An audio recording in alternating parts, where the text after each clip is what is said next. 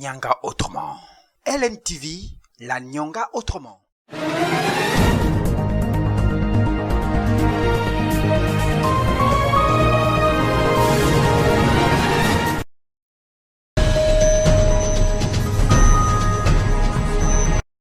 À l'initiative de l'inspection pédagogique, les chefs d'établissement et présidents d'associations des parents d'élèves se sont réunis pour faire le point. Au cœur des échanges, les multiples dysfonctionnements observés ces dernières années qui ont peu à peu entamé la crédibilité de ce maillon essentiel de la formation. Mais aussi, cette rencontre avait pour but de décortiquer la note circulaire émanant du ministère de l'Éducation nationale qui invite toutes ces parties prenantes à mettre en application toutes les mesures prises en cet effet.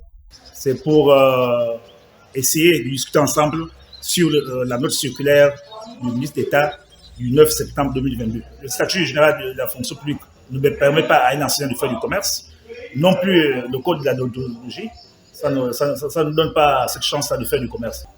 Une initiative saluée par les présidents des associations des parents d'élèves et chefs d'établissement, souvent victimes de ces actes commerciaux dont les principaux auteurs sont les enseignants. Et il y a d'autres aussi qui prenaient par exemple les élèves en période de récréation ou bien quand l'élève est en période de pause, donc elle prend sa glacière, elle laisse avec l'élève. À l'issue de cette réunion, les acteurs concernés sont appelés à restaurer leur crédibilité et à réaffirmer pleinement le rôle indispensable de la réussite scolaire des apprenants. C'est une phase qui s'achève sur une note de satisfaction, dans l'espoir que chaque responsable de l'administration respectera la loi établie conformément au texte en vigueur. Le tribunal administratif, par cette initiative, vient mettre fin aux abus d'autorité constatés dans les administrations, au regard de plusieurs plaintes. Donc c'est une tournée comme ça de sensibilisation et surtout de rappel à l'ordre quant à certaines dérives que nous pouvons observer ci et là dans certaines administrations. Certaines administrations qui, au quotidien, malheureusement, n'appliquent toujours pas les textes qui régissent leurs différentes administrations et qui déterminent notamment les missions pour lesquelles ils ont été engagés par l'État gabonais. Nous, en notre qualité de juge de la légalité des actes administratifs, avons cette obligation-là de veiller au quotidien à ce que les textes qui encadrent nos différentes administrations soient véritablement appliqués, soient véritablement respectés. À partir du moment où ces textes sont respectés, ces textes sont appliqués, on peut désormais parler d'un départ vers l'édification d'un véritable état de droit. Pour cette première phase, le tribunal administratif a voulu sensibiliser avant la répression, celle qui consistera à poursuivre chaque administration qui tentera de violer les procédures sans se référer au texte en vigueur.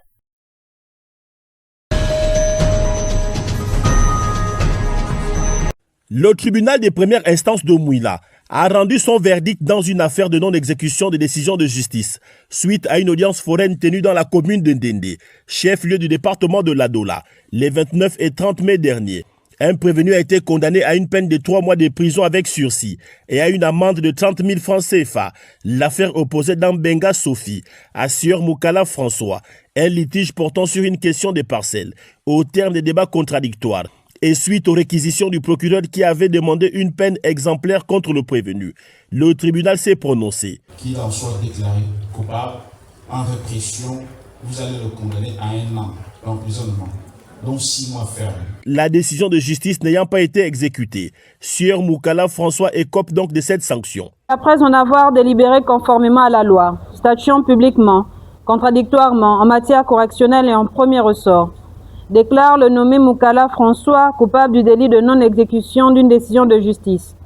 En répression, le condamne à 3 mois d'emprisonnement avec sursis et à 30 000 francs d'amende. Le tribunal a bien tranché les problèmes. Ceux qui ont eu tort ont eu tort, ceux qui ont eu raison ont eu raison. En tout cas, la loi a fait son travail. C'est une très bonne chose parce qu'il y a ceux qui n'ont pas parfois de billets pour se déplacer pour aller à Moula. Il y a ceux qui sont sur place ici, au lieu de chercher les occasions, chercher les voitures, au moins quand le tribunal se déplace pour venir ici en Ndendé sur place, en tout cas c'est une très bonne chose. Cette décision rappelle l'importance du respect des décisions judiciaires, sous peine de sanctions. L'audience foraine a permis de juger plusieurs affaires, apportant ainsi des réponses judiciaires dans la localité d'Ndendé.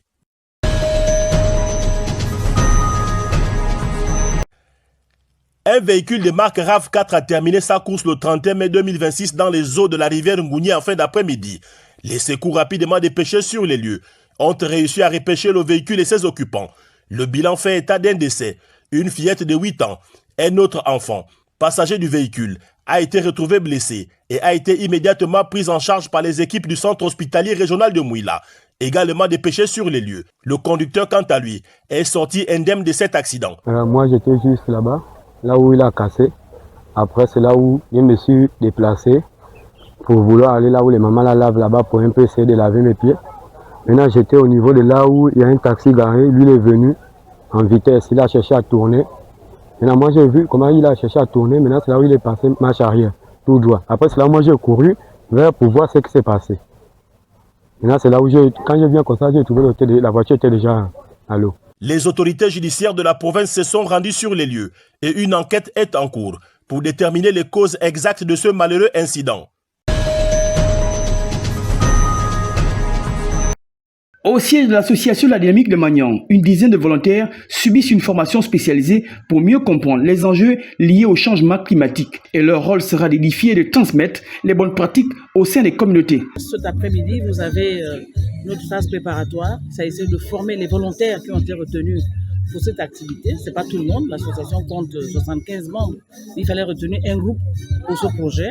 Cette activité permet de renforcer la prise de conscience collective face aux défis environnementaux, notamment la pollution, le dérèglement climatique, la déforestation et tutti quanti. L'ADIMA a été retenu par le puissant opérateur pétrolier local pour parler de ces questions lors de la semaine de l'environnement, a tenu à rappeler sa présidente. Le thème de cette année, c'est de l'action climatique pour chaque organisation. Ceci pour dire que le combat climatique aujourd'hui doit être une affaire de tout le monde. Nous avons également la dimension linguistique. Il faut parler la langue locale pour bien se faire comprendre. Cette semaine, l'environnement annonce plusieurs activités éducatives et citoyennes en faveur du développement durable à Lambaréné et en zone lacustre. En lacustre, justement, c'est Yvette Rétoineau, journaliste à la retraite et ancienne présidente du conseil départemental, qui sera la principale ambassadrice. Sa connaissance du milieu sera un atout majeur. Déjà en ville, nous avons un problème. Il faudrait que nous allions aussi l'expliquer aux populations villageoises. On a leur expliqué certains phénomènes qu'ils constatent là-bas, mais qu'ils n'arrivent pas à justifier. Ils sont là, ils se posent pas mal de questions. Pourtant, les réponses sont là. Par ailleurs, le bureau de l'ADIMA est allé présenter le projet aux autorités académiques, directeurs d'académie provinciale, ainsi que les chefs d'établissement du secondaire. Derrière cette initiative, un projet participatif que le combat de la sauvegarde de la planète est un engagement commun. Le centre de lecture et d'animation culturelle de Bitam franchit une nouvelle étape dans son développement. Vendredi dernier, la salle des fêtes de l'hôtel de ville a servi de cadre à la cérémonie officielle de remise de dotation de l'Organisation internationale de la francophonie au profit du réseau CLAC Gabon. À travers cette importante dotation en livres et ouvrages divers, le CLAC de Bitam retrouve ainsi attrait à un haut lieu d'initiation et de transmission culturelle. Cette initiation que nous accueillons aujourd'hui est ainsi la traduction de la vision et l'engagement du président de la République. La dotation remise comprend notamment des ouvrages, des équipements audiovisuels et du matériel numérique destiné à améliorer les conditions d'apprentissage, de lecture et d'animation culturelle au sein des centres. Le matériel que nous avons le privilège de vous remettre ce jour se compose de plusieurs volets essentiels. Des livres enrichis et variés. Et surtout des livres contextualisés, avec un fond Gabon. Inscrite dans le cadre d'une tournée nationale de suivi et évaluation, cette mission vise à renforcer les capacités des centres de lecture et d'animation culturelle à travers un appui matériel important. Nous souhaitons que chaque habitant, de l'écolier au plus ancien, trouve dans ce centre un havre de paix, de savoir et de divertissement. À travers cet accompagnement, l'OIF réaffirme son engagement en faveur de l'accès au savoir, de la promotion de la lecture et du développement des espaces culturels au Gabon. C'est dans une forte mobilisation que s'est ouverte à OIM la Semaine nationale de l'environnement 2026. Autorités administratives, directeurs provinciaux et forces vives de la province ont répondu présents à cette cérémonie marquée par une volonté commune. agir face aux défis environnementaux. Après l'exécution de l'hymne national, les différentes autorités ont successivement pris la parole pour rappeler les enjeux majeurs liés à la protection des écosystèmes du Wolentem. La semaine de l'environnement constitue aujourd'hui l'un des plus importants rendez-vous annuels de sensibilisation, de réflexion et d'action en faveur de la protection de l'environnement au Gabon. Dans un contexte marqué par les effets croissants des changements climatiques, les responsables environnementaux ont insisté sur la dégradation des sols, la pression sur les ressources naturelles et la nécessité d'adopter des comportements plus responsables. Notre environnement constitue notre patrimoine commun. Sa protection est une responsabilité collective. Au programme de cette semaine, campagne de sensibilisation, opérations de salubrité, inspection des sites et grandes marches écologiques.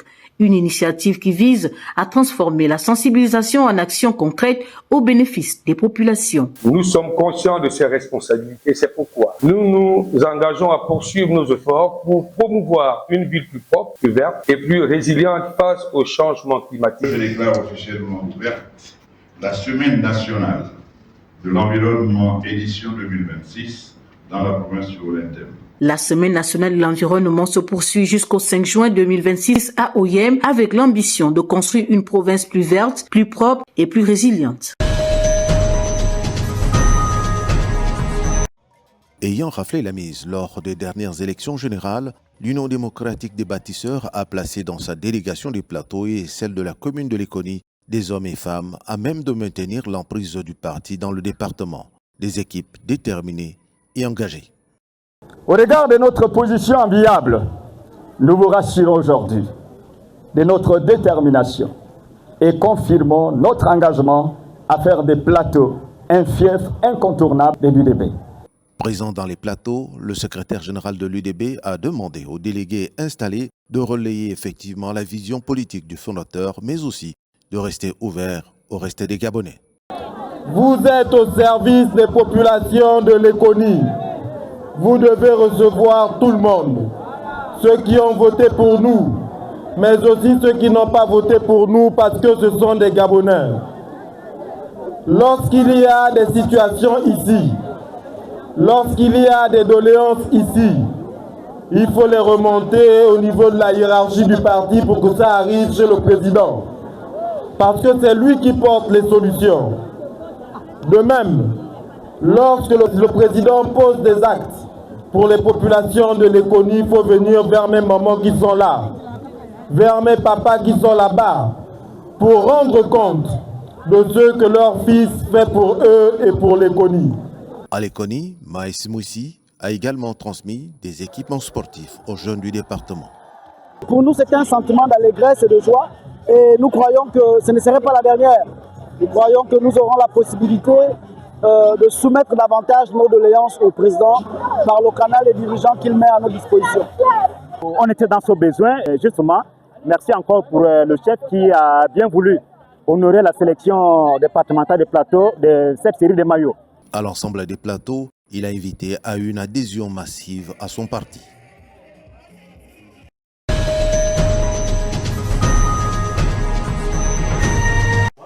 Scène d'horreur à Ngadi ce dimanche matin. Dans cette localité du Nord Kivu, le sang et les corps sans vie qui jonchent le sol témoignent de la violence de l'attaque meurtrière perpétrée dans la nuit par les rebelles des forces démocratiques alliées.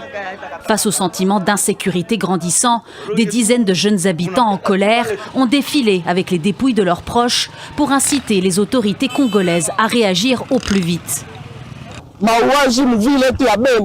Nous refusons les tueries dans notre ville de Béni. Ça, c'est le corps de Mangessé, notre frère. C'est une star qui a fait l'honneur de la ville de Béni. S'il est mort d'une maladie, on comprendrait. Mais là, à la machette, non, pas question. Malgré les tirs de sommation et les tentatives de dispersion des forces de l'ordre, le cortège a pu traverser plusieurs quartiers de la ville. Le député provincial Elim Bafou Modja accuse les autorités de faire preuve de négligence face aux alertes de la population, alors que la situation sécuritaire continue de se dégrader dans la région. C'est la population elle-même qui mène la fouille. Cette population qui est en danger, elle se met doublement en danger. C'est quelque chose qui nous inquiète aussi, État élu. Parce que lorsque la population elles-mêmes décident de mener la fouille, d'aller ramasser les corps de leurs frères, sœurs, compatriotes comme eux, ça inquiète, parce qu'ils sont aussi à danger, ceux qui fuient. Selon la société civile de Béni, ce nouveau massacre aurait pu être évité. Elle craint désormais que les combattants des ADF regagnent leurs anciennes positions qu'ils avaient abandonnées dans les opérations. Face à ce risque, élus locaux et forces de sécurité appellent la population à la plus grande prudence. Je recommande à la population la vigilance tous azimuts et la prudence aussi, parce que nombre de nos habitants fréquentent la forêt pour les champs. Alors pour le moment, il n'est pas souhaitable d'y aller, en attendant que toutes les mesures sécuritaires soient prises. Cette tuerie intervient après une série d'attaques meurtrières perpétrées dans les localités de Mambasa et Irumu, dans la province de l'Ituri ces dernières semaines.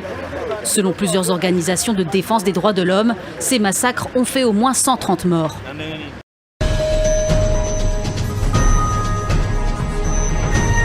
Des tentes surmontées d'un drapeau éthiopien. Dans ce quartier populaire d'Addis Abeba, les files d'attente s'allongent depuis l'aube ce matin.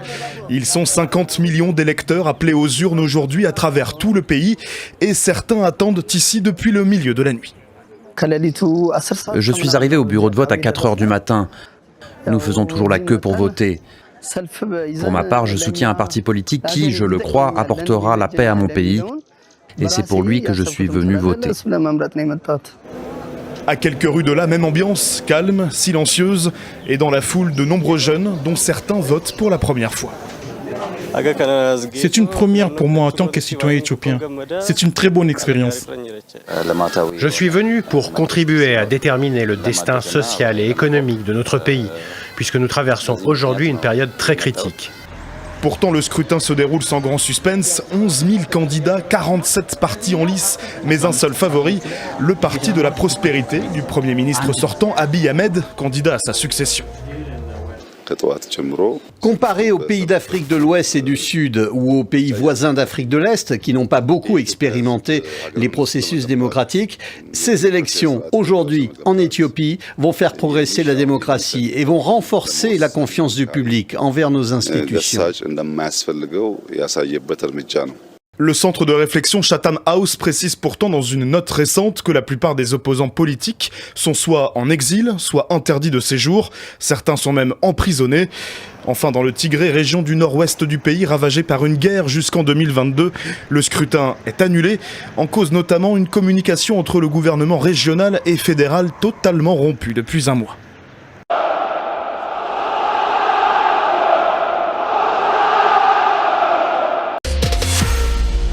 En 2022, le Maroc a fait trembler la planète. Demi-finaliste, meilleure performance africaine de tous les temps en Coupe du Monde. Pour ce mondial, nouveau sélectionneur, Mohamed Ouabi, nouvelle dynamique et la volonté de tourner la page de la dernière Coupe d'Afrique des Nations. Emmenés par leur capitaine Achraf Hakimi, les Lions d'Atlas ont faim. Dans le groupe C, avec le Brésil, l'Écosse et Haïti, ils doivent assumer leur statut. Pour parler des ambitions marocaines, le journaliste Saïd El Abadi. Pour cette Coupe du Monde 2026, évidemment, le Maroc rêve en grand de pouvoir reproduire ce qui s'était passé en 2022 avec cette magnifique demi-finale. Évidemment, le grand rêve, c'est de remporter cette Coupe du Monde. Maintenant, le Maroc ne s'interdit rien. Le Maroc fait partie des meilleures écuries au monde, c'est vrai, de l'a montré depuis quelques années désormais. Et les infrastructures font que justement le Maroc désormais est un pays cadre, un pays fort en termes de football. Mais il faut également faire attention et ne pas se voir peut-être un peu trop beau et peut-être prendre à la légère certaines écuries, mais faisons confiance au Maroc, ce n'est jamais le cas. Et justement, quand on parle de grosses écuries ou de petites équipes, le Maroc est dans un groupe assez compliqué, avec notamment le Brésil, qu'il ne faut jamais enterrer, même si le Brésil, en ce moment, ce n'est pas trop ça. Rappelons que le Brésil est entraîné par Carlo Ancelotti, et Carlo Ancelotti, ce n'est pas rien sur le football, et c'est quelqu'un qui est capable de transcender une équipe. Il y a également l'Écosse qui est capable de marquer un but, admettons, d'un 30 mètres d'une frappe de Scott McTominay, et ensuite de fermer le jeu. Donc il faudra se méfier de ces équipes, mais évidemment, le Maroc est très ambitieux sur cette Coupe du Monde. Et premier rendez-vous pour les Lions d'Atlas, ça sera face au Brésil le 13 juin du côté de New York.